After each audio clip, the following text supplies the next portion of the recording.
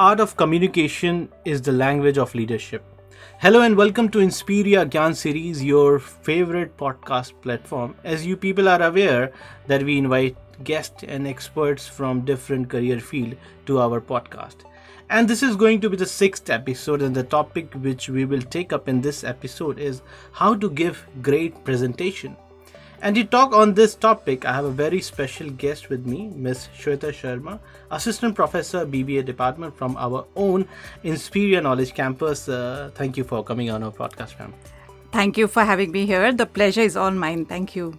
And I'm sure that our audience will get a lot of learning from this podcast. So I have a first question for you, that can you just tell our audience what is the exact meaning of presentation? Okay. If you ask me, then I would say presentation is magic. And the presenter's mission would be to mesmerize and enchant the audience and to convince them to buy the ideas presented. It would not be wrong, I feel, to say presentations are one of the most persuasive tools that makes your idea unstoppable. Now, if you look at history, it's been a witness to movements being started, philosophies getting adopted, and products being sold through great presentations. Human beings like we have been giving presentations since time immemorial, whether you are sitting around the campfire or on the podium. So if you are able as a presenter to move the ideas from you, let that be A, to the audience, that is B, then we can say the entire purpose of presentation is achieved. Yeah, that's great. Now, very basic question means how to start a presentation. Yes, it's actually a very important question. Business, major movements, they all revolve around presentations. Yeah, that's true. All professions need it, yet most of the time presentations are boring, most of the times. It is a known fact that a good presentation can transform an audience. This is, however, not as effortless as you see. The seemingly seamless presentations come from long, thoughtful hours of construction. And once you are in a presentation, few minutes, people can look through you and they know whether it's a learning curve or an hour of torture or so. So a bad beginning makes a bad ending. That's what we have to remember. We will have to make sure it starts with a bang. The beginning should get the audience hooked and hanging to your words. So what you can do is you can start with a rhetorical question, data, facts, or story. And most importantly, look at the audience. That's right. I would count on eye contact as one of the most important tool. And another thing, smile. Nothing can beat that. That's true. Okay, so anyone who is listening, I just wanted to add what Shweta ma'am has just said. You can also add some kind of quote, motivational quote, inspirational quote. I used to do in my class lectures. Whenever I start my lecture, I start with a quote. Exactly. True. So can you just tell me about the 3 qualities of a good presenter? If you want me to pinpoint only 3, I think I have more than that. Yeah, go ahead. A good presentation should have life to it. That's the most important. It should have a pulse, and that should resonate with the audience. The presenter, what we have most of the time, they hide behind the slides and use jargons. So that is not to be done. They should be authentic. And most importantly, tell stories. Like if you remember the college days or school days, we don't remember the theorems and formulas, right? But we know the story of the hare and the tortoise or so on. Stories make long-lasting impressions. And we all know human brains are hardwired for stories and they create compelling narratives. So let me tell you, stories can be put into 3 acts. First would be the setup, then you would be confronting, and then you would come to a resolution.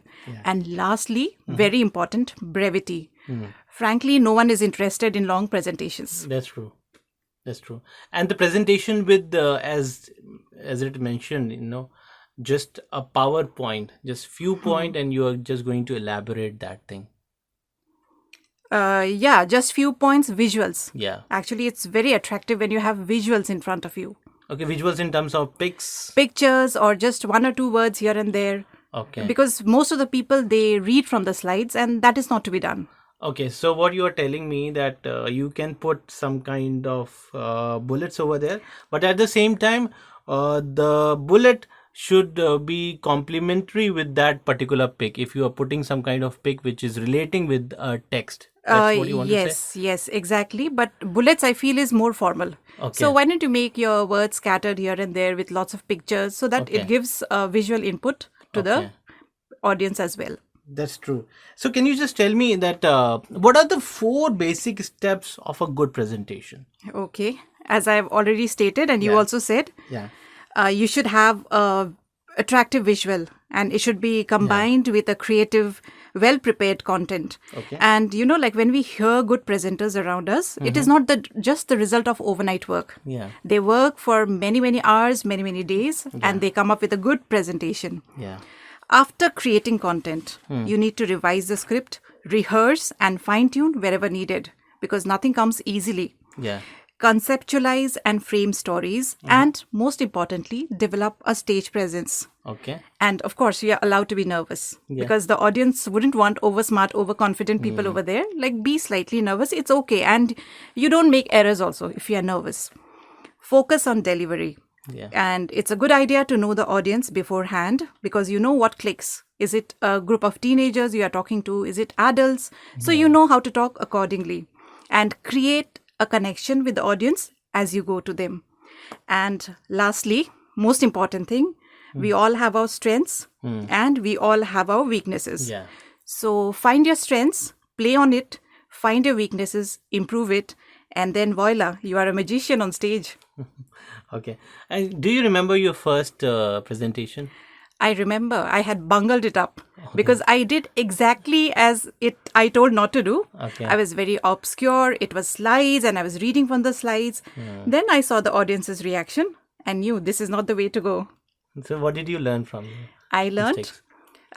that when I do a presentation or anybody else does a presentation, it's not just about us. It's about the audience, in fact. True. So we should not care about ourselves, what we are doing, what we are worried about ourselves. It's the audience. It's about whether our thing has been communicated to them. Okay. So then I started working on my presentations and now I feel I make good presentations. That's true. And do you remember your best presentation? Yes, I did something on reading. Okay. And it was with a group of teachers and I just remember I was scared because it was a new school. I did that presentation and they all were mesmerized. I mean, I can say that without modesty because I felt very happy at that point. Okay, so I think there would be a lot of hard work day before. I did a lot of hard work. In fact, I used to play what I would be speaking in my mind. Oh, that's great. It is to be done. I think this is very nice. I mean, if you know that you have to give presentation day after or tomorrow, you can always have a practice session, no? Yeah, exactly. It is to be done because some of us may not be a very, like a speaker. Yeah. We have to groom ourselves to become a speaker. So it's needed. That's right. And talking about all these kind of things, my last question to you is, can you just give some tips to our audience that regarding the perfect presentation?